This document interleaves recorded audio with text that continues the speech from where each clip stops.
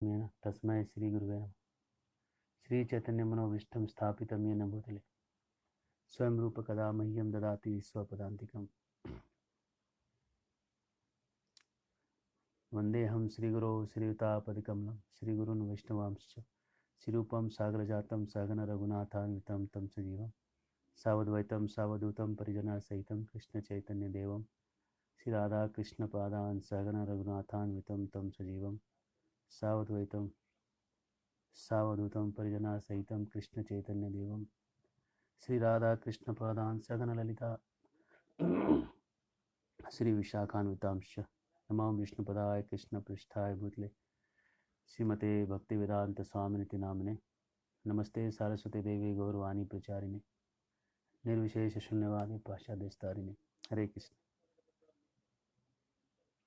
जय श्री कृष्ण चैतन्य प्रभु नित्यानंद श्री अद्वैत गदाधर शिवासादि गौर भक्तवृंद। हरे कृष्ण कृष्ण कृष्ण हरे हरे हरे राम राम राम हरे हरे। तो इस भगवद गीता के 5वें दिन में 5वें अध्याय में आप सबका हार्दिक स्वागत है। अब तक हमने जो सीखा सरल भाषा में जरा उसको एक दोहराते हैं। पहले अध्याय में हमने सीखा अर्जुन लड़ना नहीं चाहता है, और जब कोई लड़ना नहीं चाहता है तो बहाने बताता है। अर्जुन बहाने बताने चालू करता है। पहला बहाना बताता है कि अगर मैं सबको मार दूंगा तो भोग कैसे करूंगा। सॉरी, भोग कैसे करूंगा, मैं किसको दिखाऊंगा। जैसे आप नई गाड़ी खरीदते हैं तो पड़ोसी को दिखाते हैं, फेसबुक पे फोटो पोस्ट करते हैं। अगर फेसबुक न रहे, लोग ही न रहें, समझ लीजिए आप दुनिया में अकेले हैं। अगर आप दुनिया में अकेले हैं और आपने कोई चीज़ खरीदी है, खरीदी क्या, दुनिया ही आपकी है। फिर तो सारा कुछ, सारी गाड़ियाँ आपकी, सारे जहाज आपके, हेलीकॉप्टर आपका, हवाई जहाज आपका, सब कुछ आपका, रोड आपका, सरकार आपका, कार आपका, सरकार आपका, सब कुछ आपका। अब बताइए आपको कैसा लगेगा? अच्छा लगेगा क्या? सब कुछ आपका ही है, कितने लोग खुश होंगे? सारा खाना का गोडाउन आपका, सारे फ्रिज आपके, रेफ्रिजरेटर, सारे घर भी आपके, लेकिन केवल आप रहेंगे। आप खुश नहीं रह सकते। कैसे खुश रहेंगे ना, अकेले कैसे खुश रहेंगे आप?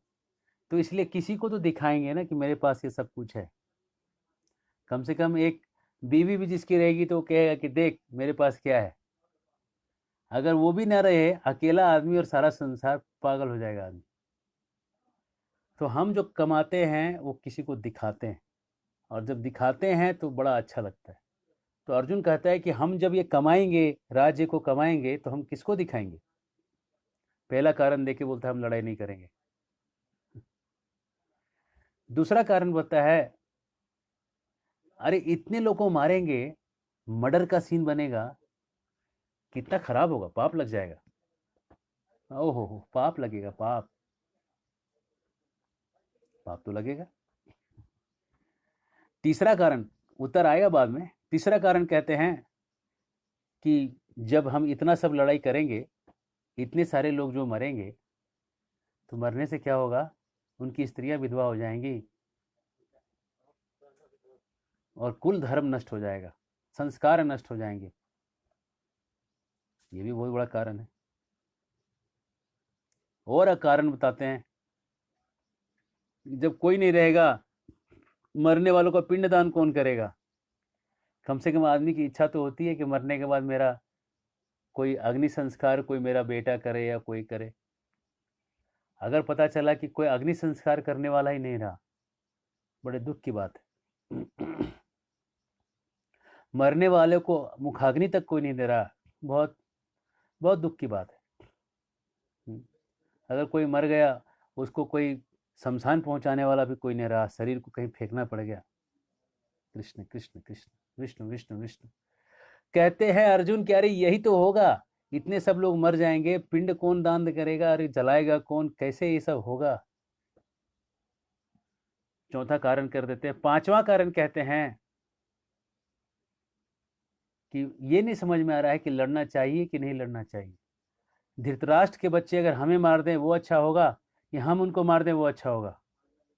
क्या करें कि ना करें, करें कि ना करें, ये दुविधा में फंस गया। ये दुविधा पांचवा कारण है। दुविधा में दोनों गए, माया मिली न राम।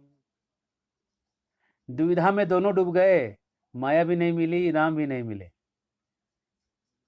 देखिए, कई बार लोग सोचते हैं कि अगर हम भक्ति करेंगे तो बढ़िया भक्ति करेंगे, नहीं तो नहीं करेंगे। एक बार हमारे एक सीनियर ब्रह्मचारी भक्त थे, महोदय अपने घर में गए, चेन्नई गए। चेन्नई जाके जब अपने घर में गए तो उनके जो भैया थे और भाभी थे उनको मिलने गए। तो भैया बैंक में मैनेजर थे, स्टेट बैंक में। तो उनके भैया बोले, देखो अगर हम भक्ति करेंगे तो अच्छा भक्ति करेंगे, नहीं तो नहीं करेंगे। इसीलिए हम भक्ति नहीं करेंगे, क्योंकि हम अच्छा भक्ति नहीं कर सकते। तो हमारे ब्रह्मचारी महोदय ने उनको बोला, छोटे भाई महोदय ने उनको बोला, बड़े भाई को, कि भैया ये बताइए, आप बैंक में मैनेजर हैं, शाम में जब आप लेजर बैलेंस करते हैं, कुछ ना कुछ तो इधर उधर होता ही होगा ना, जो आपको मैच करना पड़ता है, जुगाड़ लगा के उसको बैलेंस करके दिखाना पड़ता है, टैली करना पड़ता है सब चीज़ों को। तो बोला, हाँ वो तो होता ही है। तो बोला, फिर आप जब वो ठीक से नहीं करते हैं तो बैंक मैनेजर क्यों है? क्यों आप बैंक मैनेजर बन गए? तो कुछ बोला नहीं। फिर बोला, अच्छा ये बताइए, क्या आप एक परफेक्ट फादर हैं? क्या आप एकदम जैसा पिता को होना चाहिए वैसे एक पिता हैं? बोला, नहीं, एकदम परफेक्ट तो नहीं है। अर्जुन कारण बता रहा है पहले अध्याय में। पहला कारण बता रहा है भोग कैसे होगा, दूसरा कारण बता रहा है पाप हो जाएगा, पाप। हरे कृष्ण। पाप कहता है, दूसरा कारण कहता है बड़ा पाप लगेगा ये करने से, और दुनिया में बड़े लोग पाप से डरते हैं, है ना। तीसरा कारण बता रहा है स्त्रियां दूषित हो जाएंगी, पति नहीं रहेंगे। और चौथा कारण बता रहा है पिंडदान करने वाला कोई नहीं बचेगा। और आखिरी कारण बता रहा है कि क्या करें, वो अच्छा है कि ये अच्छा है। दुविधा में फंस गए, प्रभु बताओ क्या करना है। ये 5 कारण बता रहा है, और 5 कारणों के कारण वो लड़ाई नहीं करना चाहता। अब दूसरे अध्याय में भगवान ने वैल्यू क्लैरिफाई किया है, क्यों तुमको लड़ना चाहिए। तुम शरीर नहीं हो, तुम आत्मा हो। तुम आत्मा हो, और आत्मा का कर्तव्य है पहले अपने आप को पहचानो। अगर तुम आत्मा हो तो भोग के लिए कैसे लड़ोगे? अपने भोग के लिए तुमको नहीं लड़ना है, तुम्हें तो अपने आप को पहचानने के लिए लड़ाई करनी है, अपने आप को जीतना है। अपने आप को जानो अर्जुन, तुम कौन हो, तुम आत्मा हो। और आत्मा का काम भोग करना नहीं, सेवा करना है। आत्मा सेवा करने के लिए है, और अगर सेवा करना है आत्मा को तो फिर भोग की बात क्या है? तो पहला रीजन कट गया, पहला कारण अर्जुन का कट गया कि मैं भोग कैसे करूंगा। अरे जिंदगी जीना है सेवा करने के लिए, भोग करने के लिए नहीं। दूसरा कहता है पाप लगेगा। भगवान कहते हैं पाप कैसे लगेगा? पाप तो तब लगेगा जब ये आताताई लोग, उनको सजा न दिया जाए। अगर राजा अपने प्रजा को दंड न दे तो पाप उसको ही लग जाएगा। समझ लीजिए किसी व्यक्ति ने रेप किया और उस रेपिस्ट को छोड़ दिया गया, राजा ने उसको मर्सी पिटीशन दे दिया, चलो छोड़ देते हैं। हम उसको छोड़ सकते हैं, लेकिन जो ऊपर से जो ब्रह्मांड के जो राजा हैं वो नहीं छोड़ते। उनके नियम से उसको नरक जाना पड़ेगा। आएगा जब रे बुलावा हरि का, छोड़ के सब कुछ जाना पड़ेगा, नाम हरि का साथ जाएगा, और ना कुछ तू ले पाएगा। आएगा जब रे बुलावा हरि का, छोड़ के सब कुछ जाना पड़ेगा। कहने जब हरि का बुलावा आ जाएगा, सब छोड़ना पड़ेगा। उड़ जाएगा एक दिन पंछी, रहेगा पिंजड़ा खाली, पिंजड़ा खाली, पिंजड़ा खाली। पिंजड़ा खाली रह जाएगा, पंछी उड़ जाएगा। कह रहे भगवान, अरे पाप तो तब लगेगा जब इन पापियों को नहीं मारोगे। मार डालो पापियों को और पुण्य करके कमा के ऊपर स्वर्ग चले जाओ। मर गए तो स्वर्ग, जी गए तो राज्य, दोनों हिसाब से तुम्हें फायदा है। पाप भी नहीं लगेगा। अर्जुन कहता है कि स्त्रियों को मार देंगे, स्त्रियां विधवा हो जाएंगी, उनको कौन रक्षा करेगा। भगवान कहते हैं ऐसे पापी रहेंगे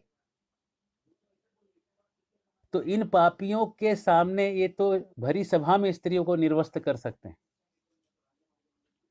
ऐसे पापियों के रहने से तो ज्यादा स्त्रियों का दूषण होगा। और तो और क्या होगा, इसमें और एक सूक्ष्म बात हो जाएगी कि जब एक पुरुष किसी पराई स्त्री से कहीं जाके संपर्क करे तो उसकी स्त्री जो है उसके मन में क्या आएगा, मेरा पुरुष गैर जिम्मेदार है ना। और समाज में कैसी बातें फैल जाएंगी, पुरुष भी बोलेंगे कि हम गैर जिम्मेदार हैं, स्त्रियां भी वैसे उनको देखा देखी वो भी गैर जिम्मेदार हो जाएंगी। देखा देखी का प्रचलन फैल जाएगा और सब के सब प्रदूषित हो जाएंगे। इसलिए जो रॉटेन एप्पल है उसको निकाल के फेंक देना चाहिए। सड़ा हुआ सेब उसको फेंक दीजिए, बाकी सेब बच जाएंगे। ये अर्जुन कह रहा है सड़े हुए सेब को अगर हम खत्म कर देंगे तो फिर कैसे कुछ भी नहीं बचेगा। भगवान कहते सड़ा हुआ सेब उठा के साफ कर दो। जब कर्ण लड़ाई के मैदान में आता है और निहत्था उस चक्के को उठाया होता है और कृष्ण कहते हैं अर्जुन मारो इसको, तो कर्ण कहता है मैं तो निहत्था हूं, ये अधर्म है, कैसे मार दोगे। तो कृष्ण कहते हैं अरे अरे कर्ण, तुम्हारे मुंह से भी धर्म का नाम निकला, वाह वाह वाह, बहुत बढ़िया बहुत बढ़िया बहुत बढ़िया। अरे उस दिन तुम्हारा धर्म कहां था जब इनको लाक्षागृह में जलाने का प्लानिंग कर रहे थे। दूसरों को जो जलाने का प्रयास करे उस समय धर्म तुमको याद नहीं आया। तब धर्म याद नहीं आया जब इनको घर में जलाने की बात चल रही थी। तब धर्म याद नहीं आया जब शकुनी के पासे पलटे गए थे।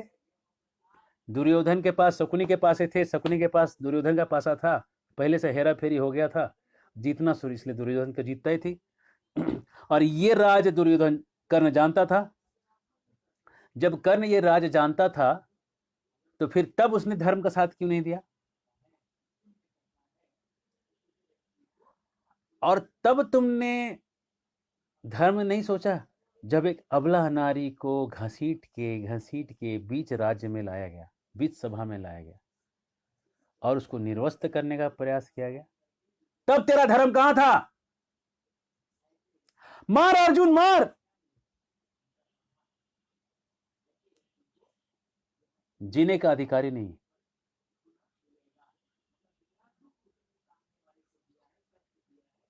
कर्ण खड़ा रहा।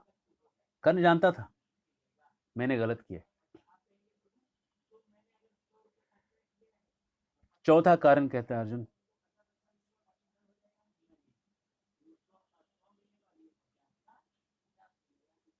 अर्जुन कहते हैं पिंडदान कौन करेगा, सब मर गए तो, है ना। भगवान इन सब को उत्तर देते हुए भगवान आगे कहते हैं कि जब व्यक्ति संस्कारी कब होता है, जब व्यक्ति अपने गुरु के आश्रम में गुरुकुल में पढ़ के निकले और जीवन में एक दृढ़ निश्चय होके एक जिम्मेदार होके काम करे, संस्कारी बनता है। लेकिन जब गैर जिम्मेदार आदमी हो तो नहीं करेगा।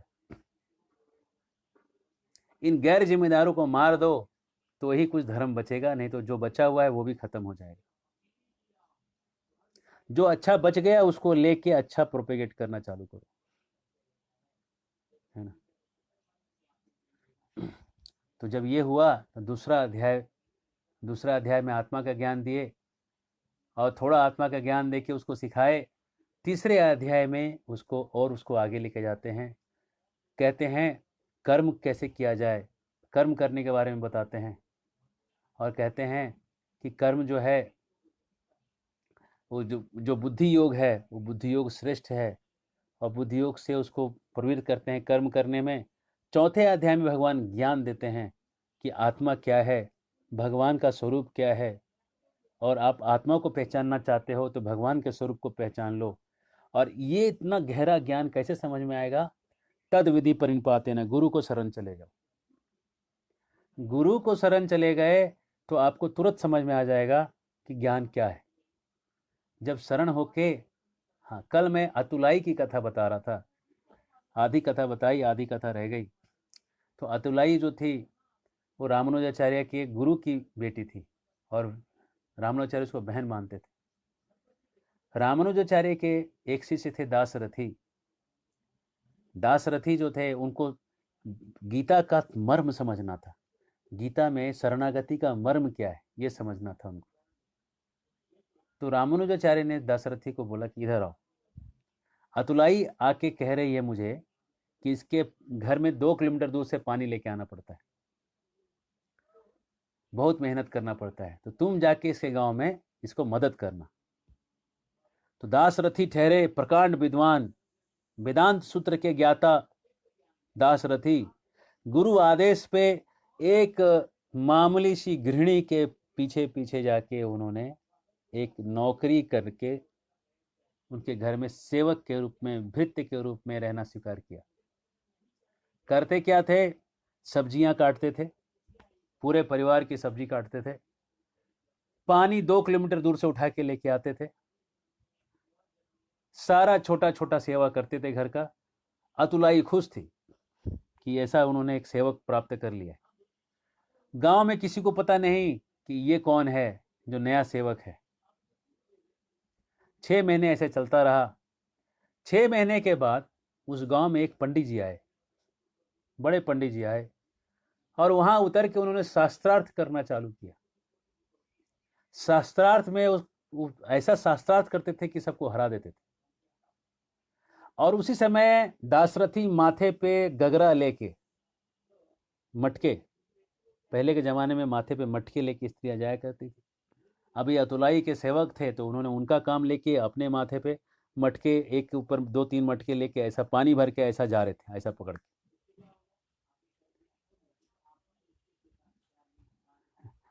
तो जब पानी भर के अतुलाई वो दासरथी जा रहे थे तो उन्होंने सुना कि ये जो पंडित है ये सबको चैलेंज कर रहा है। तो वहीं खड़े होके उन्होंने बोला, सुनिए, आप जो ये श्लोक कह रहे हैं बड़ा गलत कह रहे हैं, आपने तर्क गलत दे दिया, न्याय से ये तर्क गलत हो जाता है। तो सब लोग बोले, रे पानी भरने वाले, ये बड़े पंडित जी आए हैं, ये पानी भरना और सब्जी काटना नहीं है, जाके सब्जी काटो और पानी भरो, अपना काम करो, ये तुम्हारा क्षेत्र नहीं है ये। तो वो जो ब्राह्मण जो आया था उसको तो समझ में आया कि इसने मेरा न्याय कैसे काट दिया है, कि सामान्य से सब्जी काटने वाले ने। तो उसको देखने लगा। तो दासरथी ने हाथ जोड़ के कहा, मैं सब्जी वाला जरूर हूं, लेकिन न्याय तो जरूर गलत कहा इसने। बात तो है। अब वो शास्त्रार्थ करना चालू हुआ। दासरथी ने अपना पानी का गगरा उतारा और बैठ के चुटकी बजा के उसको उधर ही परास्त करके दिखा दिया।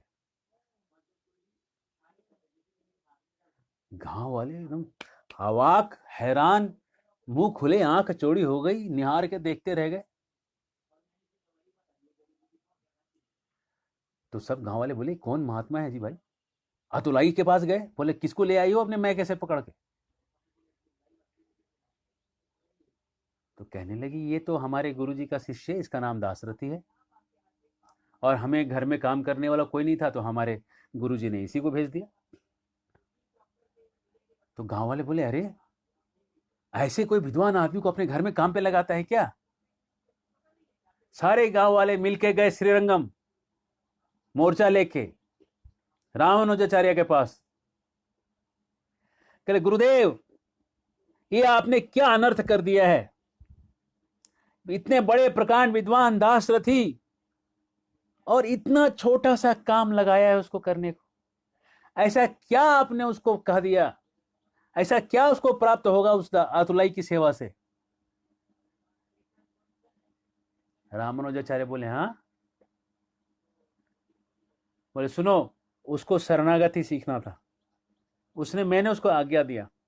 उसने नम्र भाव से जाके उस एक गृहिणी की सेवा की, जिसकी सेवा तो कोई विद्वान कभी नहीं करेगा।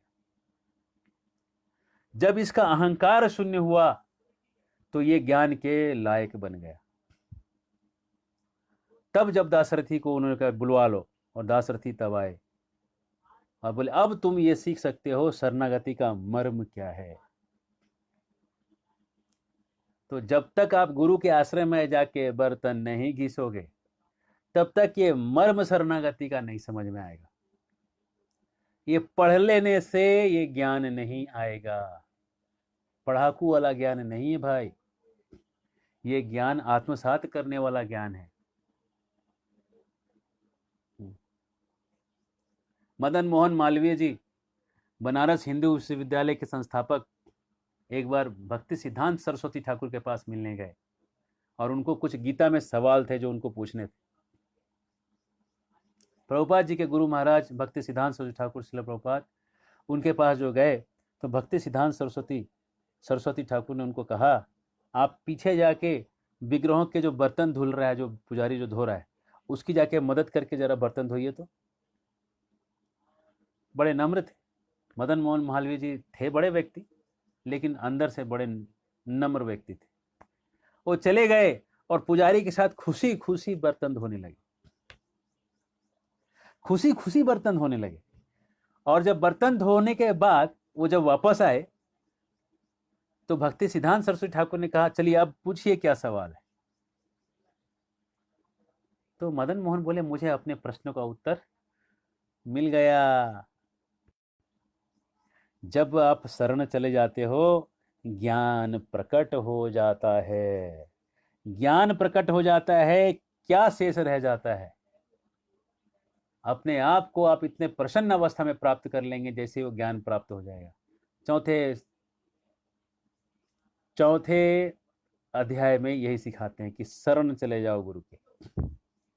5वां अध्याय शुरू होता है, अर्जुन सवाल करता है, प्रभु जब आप कहते हो गुरु के शरण चला जाऊं और गुरु की सेवा करूं उधर जाके और शास्त्र पढ़ूं, ज्ञान प्राप्त करूं, तो ज्ञान प्राप्त करना अच्छा है कि लड़ाई करना अच्छा है जो आप लगा रहे हो करने को? मैं चला जाता हूं और ज्ञान प्राप्त करता हूं, वैराग्य प्राप्त करता हूं, हिमालय की कंदराओं में बैठता हूं। कृष्ण बोले, सुनो सुनो अर्जुन, हिमालय के कंदराओं में बैठने से ज्ञान जरूर प्राप्त होगा, लेकिन एक समस्या आ सकती। तुम जब युक्त नहीं होगे, कहीं भी फंस सकते हो। एक बार एक बहुत बड़े साधु ऋषिकेश, अभी जो ऋषिकेश है, ऋषिकेश की गुफा में रहते थे। बड़े प्रसिद्ध बाबा थे। केवल एक गुफे में रहते थे, एक बोरे पे, गोनी बैग, जो बैग होता है ना, जूट का जो बोरा होता है जिससे पैर पोछते हैं या जिससे सामान वामान ढोते हैं, उस बोरे को ही नीचे बिछाते थे, उसी को पहन लेते थे और बस बैरागी थे, प्रभु का नाम स्मरण करते थे, ध्यान करते थे, नाम स्मरण नहीं, ध्यान करते थे। और बड़े प्रसिद्ध बाबा थे। लोग दिल्ली से, अमेरिका से, बड़े बड़े कंपनियों के मालिक उनके यहाँ जाते थे, आशीर्वाद लेते थे और वापस जाते थे। बगल में एक दूसरे गुफा में एक बाबा रहते थे। वो देखते थे कि उस गुफा में जो बाबा है उसको बहुत लोग मिलने आ रहे हैं, लेकिन हमारी गुफा में कोई नहीं आ रहा है। तो 2 गुफाओं के बाबाओं के बीच में प्रतिस्पर्धा हो गई और दूसरे बाबा जो कम फेमस थे, उन्होंने इस पहले बाबा को जान से मार डाला।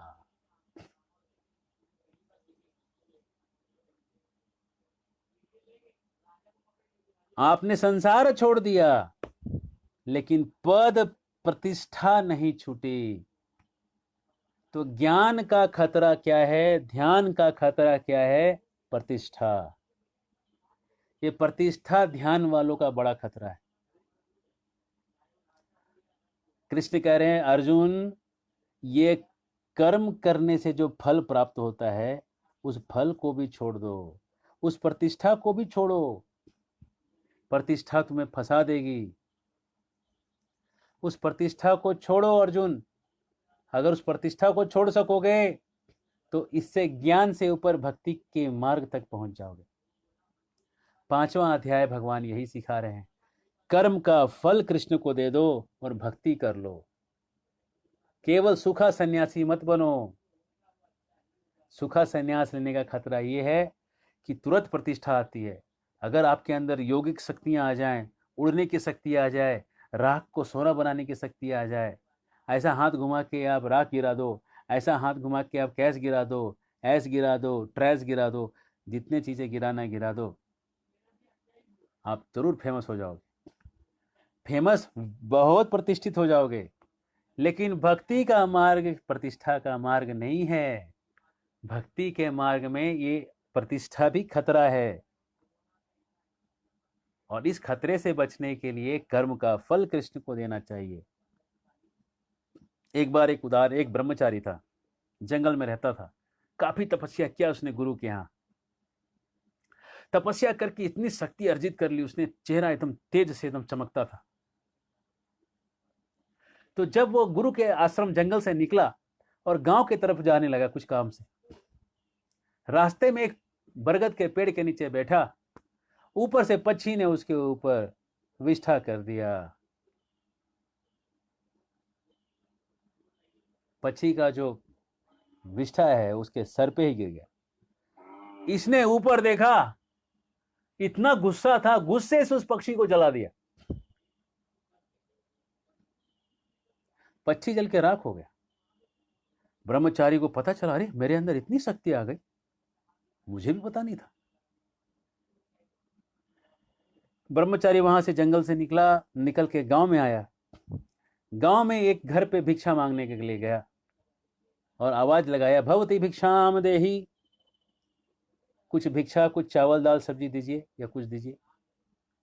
अंदर एक स्त्री थी, अपने पति की सेवा कर रही थी। सेवा करते करते शायद उसको थोड़ा देर हो गया और थोड़ी देर के बाद वो अपना चावल, थोड़ा सा दाल, थोड़ा सा सब्जी, सब लेके एक बास्केट में, एक टोकरी में, छोटी टोकरी में लेके आई और उनको देने के लिए आ गई। तो ये खड़ा था और इसको आ गया गुस्सा आया। तो इसने उसको ऐसे देखा, स्त्री को मानो जला देगा, उसको दग्ध कर देगा, उसको ज्ञान आग्नि सर्वकर्माणी, उसको जला देगा। स्त्री ने उसको ऐसे देखा, बोला, मुझे वो चिड़िया समझ रहे हो क्या? तुम्हें देखोगे तो मैं जल जाऊंगी? हाँ।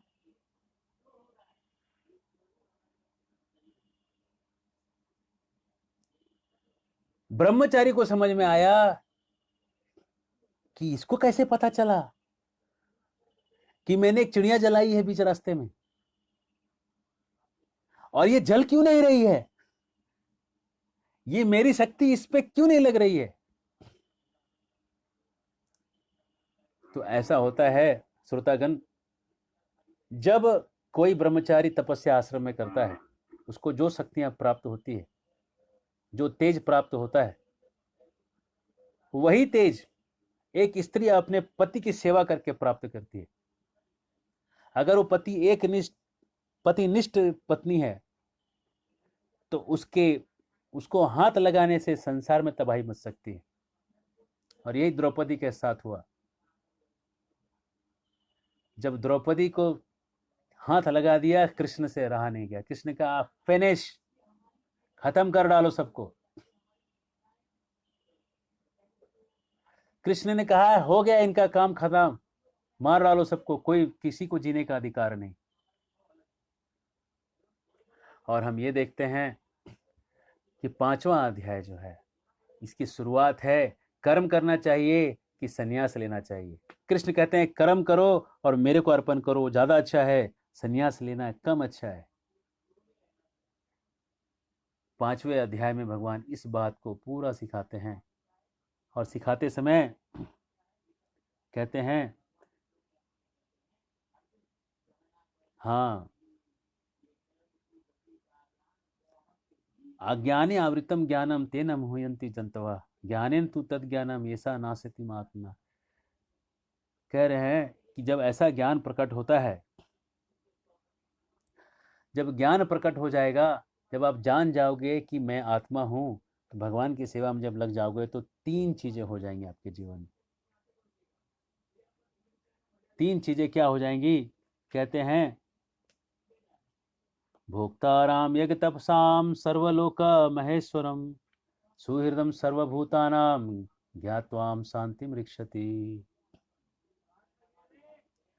जब आप ज्ञान को प्राप्त कर लेते हो और जब आप भगवान की सेवा में लग जाते हो, ज्ञान प्राप्त करने में खतरा मैंने बताया प्रतिष्ठा का है।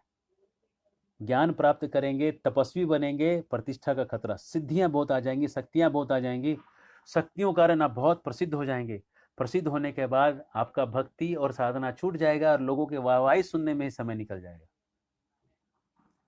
लेकिन अगर आप भगवान की सेवा में लगे हैं, समझ लो कि कोई एक घर में एक छोटी बच्ची जो है भगवान के लिए फूल जोड़ के भगवान को एक फूल चरण में दे रही है, और भगवान उसको फूल को स्वीकार कर ले रहे हैं, ये बच्ची जो है भगवान के धाम में प्रवेश कर जाएगी, इसका जीवन सार्थक हो गया। भगवान का ये फूल जो यहाँ चढ़ा रही है, भगवान वो फूल वैकुंठ में ले रहे हैं। और उसको समझ में आएगा कि जीवन में अहंकार जो है बहुत खतरनाक चीज है। अहंकार से बचना है तो प्रभु के सानिध्य में रहना है, और प्रभु के सानिध्य में वही रहेगा जो सेवा कर सकेगा, और सेवा तब चलेगा जब आप गुरु के आदेश के अनुसार करोगे। और ऐसा जब आप करोगे तो 5वें अध्याय का तात्पर्य कंक्लूजन पहुंचेगा कि जब आप ऐसा करोगे तो समझ जाओगे कि प्रभु ही सबके सुहृद, सबके अच्छे मित्र हैं। प्रभु ही इस दुनिया में भोगी हैं और प्रभु ही इस दुनिया के मालिक हैं। हम सोचते हैं कि हम इस दुनिया में भोगी हैं, हम भोग करेंगे। चलिए मैं आपको एक सवाल पूछता हूं, अगर आपको मैं आम का रस एकदम धूप में पका हुआ, सूर्य से पका हुआ आम का रस अगर लाके दूं, है ना,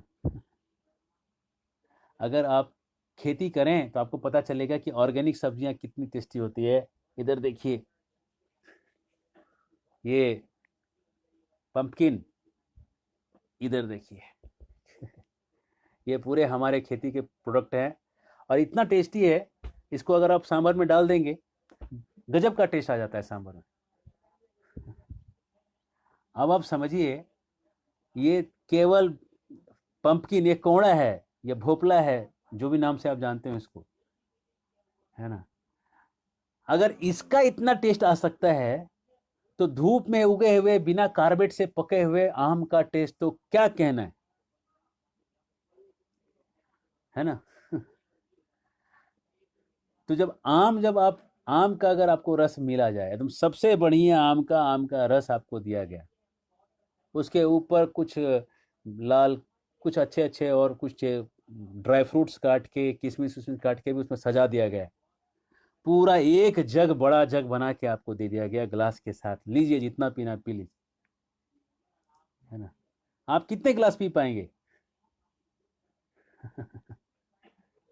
आप ज्यादा से ज्यादा 3 4 5 6 कितना पी पाएंगे? एक बार हम लोग हैदराबाद से गुजर रहे थे और हैदराबाद के भक्तों ने आम जूस का एक बड़ा पार्टी रखा था, और पूना के ब्रह्मचारी लोग, इस्कॉन पुणे के जो ब्रह्मचारी थे, उसका मैं मुखिया हुआ करता था, और उन कुछ 15-20 लोगों को लेकर मैं वहां बैठा था। तो जो नए नए जो ब्रह्मचारी थे, ज़्यादा नहीं पी सकते। नए नए जो ब्रह्मचारी आए थे, ज्वाइन हुए थे आश्रम में, उनमें बहुत ताकत। 3 ग्लास में मैं आउट हो गया। मेरे बगल में जो सूंगा मूंगा बैठे थे, जो 2 विशेष व्यक्ति बैठे थे, 2 नए नए तगड़े एकदम ब्रह्मचारी बैठे थे। प्रणाम रोहित प्रभु, प्रणाम। तो वो दोनों ने, बगल वालों ने पीना चालू किया। 15 ग्लास मेरे दाहिने वाले ने पिया और 17 ग्लास मेरे बाएं वाले ने पिया। आम का रस 17 ग्लास।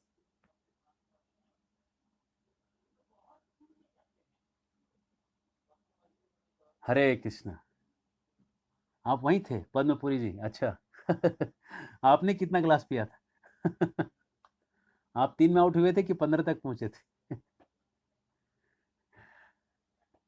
तो 17 के बाद तो आप फेल हो जाइएगा ना। एक बार हमारे हॉस्टल में कंपटीशन लगा था कि कौन कितनी पराठे खा सकता है।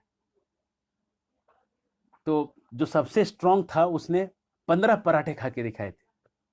तो एक गांव से एक लड़का आया था, उसने कहा कि चलो मेरे साथ कंपटीशन करो। तो उसने 15 का 15 पराठे दोनों खाए। 15 पराठे के बाद अपना जो शहरी दोस्त था, हाँ, हाँ, हाँ, हाँ, कर रहा है। और ये जो गांव वाला जो आया था, एकदम सांड दिखता था। वो सांड, बॉडी वॉडी पूरे सांड की थी। मतलब मेरे जैसे लड़के को ऐसा दबा के वो चूर कर देगा, इतना ताकत था उसको। 15 के बाद उसने कहा किसी को कंपटीशन शुरू करना है तो कर ले अभी से। फिर हमने बोला तू कितना खाता है, चल खिलाते हैं तेरे को, देखते हैं। 30 पराठे खा के दिखाया उसने। हरे कृष्ण। तो लेकिन अब सवाल है कि क्या 30 के बाद वो खा पाएगा? नहीं खा पाएगा। तो आप अगर भोग इंजॉय भी करना चाहें तो कितना इंजॉय कर सकते हैं लाइफ में? ज्यादा नहीं खा सकिएगा। कोई भी चीज है ना, आपका कंपटीशन लगा लीजिएगा तो शरीर में इंजॉय करने का लिमिटेशन है। शरीर एक स्पंज के जैसा है, दबाइएगा उसका जूस निकल जाएगा, खोल दीजिएगा कुछ बचेगा नहीं। ज्यादा इंजॉय करिएगा, शरीर का जूस निकल जाएगा, फिर कुछ खोल बच जाएगा, शरीर में कुछ दम नहीं बच जाएगा। तो इंजॉय करने के लिए हमारा शरीर नहीं बना है। आप देख लीजिए, कोई चीज ज्यादा खाइएगा, आम का रस ज्यादा पीना चालू कर दीजिए, आपके यहां से घाव आना चालू हो जाएगा। कुछ डॉक्टर लोग भी इसको देख रहे हैं, वो मेरी बात से सहमत होंगे। जो भी चीज आप ज्यादा करने लगिएगा, फिर डॉक्टर बोलेगा मसाले कम खाइए, अब तेल कम खाइए, चीनी कम खाइए, कुछ मत खाइए, मेरा सर खाइए। बस आपको खाना कम करना पड़ जाता है। तो इसलिए शरीर भोग के लिए नहीं बना है। हाँ, हम सो भी नहीं सकते। कितना सो पाइएगा आप? 10 घंटा 12 घंटा कितना सो पाइएगा? ज्यादा कितना सो ही नहीं पाइएगा। हमारे हॉस्टल में कुछ लड़के थे जो 14-14 घंटा सो लेते थे। मेरे बैच में एक डॉक्टर थे, एक मेरा बैचमेट एक लड़का था, वो एग्जाम के टाइम में 3 दिन तक सोता ही नहीं था।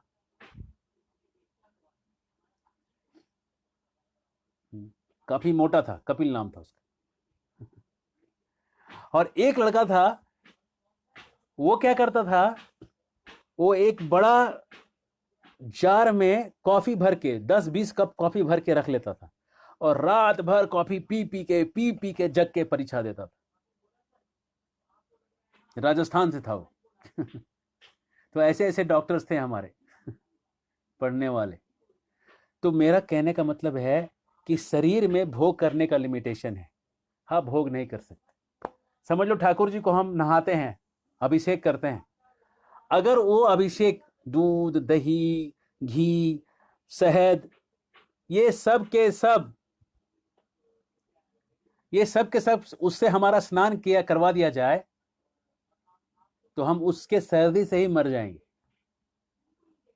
सर्दी से हम मर जाएंगे, है ना? सर्दी से मर जाएंगे। भगवान ही भोगता है भाई, उनको ही नहा सकते हैं आप। और दुनिया के महेश्वर, दुनिया के मालिक भी वही है। समझ लो कि ये एक बड़ा आपका घर है और आपके घर के सामने से रोड को चौड़ा किया जा रहा है, तो गवर्नमेंट नोटिस दे देगी आपको आके, अब आप रोड चौड़ा हो रहा है, आप आपका घर पीछे ले लीजिए, आपको मुआवजा मिलेगा। बोले अरे तो मैं मालिक नहीं हूं क्या? सरकार बोलेगी आप मालिक हैं, लेकिन आप लीज पे, आपने 99 साल के लीज पे जमीन ले रखी है और साल में आपका हर साल रसीद फटता है। अब आपको पीछे घर लेना ही पड़ेगा। तो आपको पता चलता है ओ, तो इसका मतलब सरकार मालिक है। अच्छा, सरकार मालिक है ना। तो कभी बीजेपी हो जाती है मालिक, कभी तो कांग्रेस हो जाती है मालिक, है ना। कभी यूपीए तो कभी एनडीए। तब ये दोनों मालिक हैं क्या? नहीं, इनके पहले अंग्रेजों का राज था, उनके पहले मुगलों का राज था, उनके पहले किसका किसका किसका किसका राज था। तो असली मालिक कौन है इस जमीन का? लोग आते हैं, लोग जाते हैं, जमीन वहीं रह जाती है। मालिक जमीन के कृष्ण कन्हैया, दाऊ जी के भैया। जमीन के मालिक तो प्रभु हैं, वही रहते हैं हमेशा। और सबके अच्छे दोस्त, सबसे अच्छे दोस्त हमारे भगवान हैं। क्योंकि भगवान, दोस्त कौन हो सकता है? आपका सच्चा दोस्त कौन हो सकता है जानते हैं? जिसको आपसे कुछ नहीं चाहिए। जिसको आपसे कुछ नहीं चाहिए वो आपका सच्चा दोस्त है। अगर मैं आपसे कुछ, मुझे कुछ आपसे चाहिए, तो मैं तो कुछ मतलबी बात करके आपसे निकाल लूंगा, तो मैं दोस्त कैसे हुआ? मैं दोस्त तब हो सकता हूं आपका जब मुझे आपसे कुछ नहीं चाहिए। जब तक मैं मतलबी हूं, दोस्त नहीं बन सकता। शूर्पणखा रावण की बहन थी, अच्छी दोस्त थी। शूर्पणखा ने रावण का काम भड़का दिया, रावण सीता लेके आया और अपना गला गंवाया। शूर्पणखा दोस्त दिख रही थी, लेकिन दोस्त थी नहीं। शूर्पणखा को इसकी कमजोरी मालूम थी, काम वासना। उसने चाबी दे के खर दूषण का जो बदला है, अपने नाक कान कटाने का जो बदला है, वो रावण से लेवाया। और रावण बदला लेने क्या गया? अपना गला गंवाया। ये रामायण खत्म हो गया पूरा 3 लाइन में। अब मेरा सवाल है, रावण गया मारीच के पास, मामा मारीच के पास मदद मांगने के लिए। बोला मारीच चलिए मुझे मदद करिए। मारीच ने एक अच्छा लाइन कहा है वहां पे, बहुत सीखने की बात है। श्रोतागण जरा ध्यान दीजिएगा इस बात पे, बहुत गहराई वाली बात है। मारीच कहता है, कौन है वो दुश्मन जो तुम्हारा दोस्त बन के आया है? दोस्त का नकाब पहन के कौन वो दुश्मन आया है जिसने तुम्हें ये गलत सलाह दी है? दुश्मन, वो दुश्मन जो था वो शूर्पणखा थी, जो बहन थी, दोस्त का नकाब पहन के आई थी, और उसने उसके कमजोरियों को जानते हुए सीता को उठाने का सलाह दिया था। मारीच मामा था, उसने बोला मत कर बेटा, ये तू बर्बाद हो जाएगा। मारीच निस्वार्थ था। असली दोस्त मारीच था, नकली दोस्त शूर्पणखा थी। स्वार्थी शूर्पणखा थी, निस्वार्थ मारीच था। प्रभु निस्वार्थ हैं, मतलबी लोग स्वार्थ हैं। तो असली दोस्त भगवान हैं, नकली दोस्त दुनिया वाले हैं। हरे कृष्णा।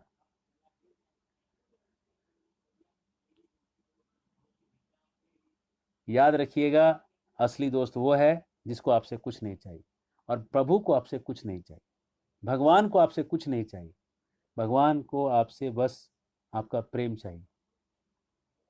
प्रेम के बस अर्जुन रथ हाँ क्यों, भूल गए ठकुराई, सबसे ऊंची प्रेम सगाई, सबसे ऊंची प्रेम सगाई।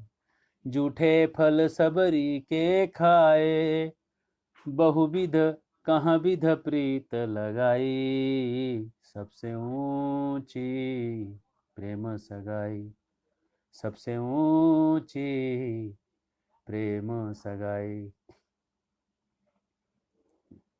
सबसे ऊंची प्रेम सगाई, सबसे ऊंची प्रेम सगाई। भगवान आपकी मदद इसलिए कर रहे हैं कि आपसे प्रेम करते हैं, बस आपसे प्रेम करते हैं। भगवान ने अपनी सारी बातें गीता में लिख रखी, प्रेम का संदेश गीता में डाल रखा है। धन्यवाद प्रणाम। और प्रेम का संदेश लेके आप प्रभु के पास जुड़ जाइए, जीवन सार्थक कर लीजिए, प्रेम सगाई कर लीजिए। एक आखिरी का कह के सुन बंद करता हूं। दुर्योधन और कृष्ण, कृष्ण दुर्योधन के महल में गए। दुर्योधन कहता है यहाँ कुछ खा लीजिए, 56 भोग बना है, मेवा है, मोदक है, रसीले पदार्थ हैं, मीठे हैं, खट्टे हैं, नमकीन है, चटपटा है, जो चाहिए सारे व्यंजन उपलब्ध हैं, खा लीजिए। कृष्ण कहते हैं सुनो दुर्योधन, मैं 2 कारण से किसी के पास खाता हूं। पहला, अगर मैं भूखा हूं। दूसरा, अगर सामने वाला मुझसे प्रेम करे। दुर्योधन, ना तो मैं भूखा हूं और ना तुम्हें मुझसे प्रेम है, इसलिए मैं खाऊंगा नहीं। छोड़ दिया दुर्योधन का और चले गए विदुर के घर। और विदुर की जो पत्नी विदुरानी, वो केले के छिलके छील के, केला फेंक के छिलके खिला दे रही और उसको खा ले रहा। कौन व्यक्ति है जो आपके प्रेम के लिए छिलके भी खा सकता है? केवल प्रभु खा सकते हैं।